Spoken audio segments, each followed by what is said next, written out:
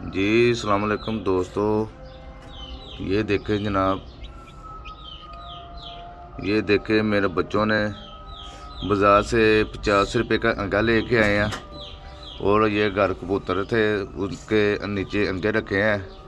कबूतरों के दो थे, एक मुर्गी का था। ये देखें मुर्गी का भी अंडा निकल आया, बच्चा निकल आया और कबूतरों का भी निकल आया। ये देखें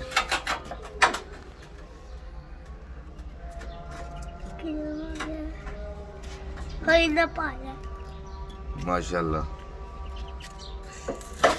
वैसे इन्होंने 50 रुपये का अंडा लिया है और कबूतर के नीचे रख दिया है। ये नीचे कबूतर के बच्चे भी हैं।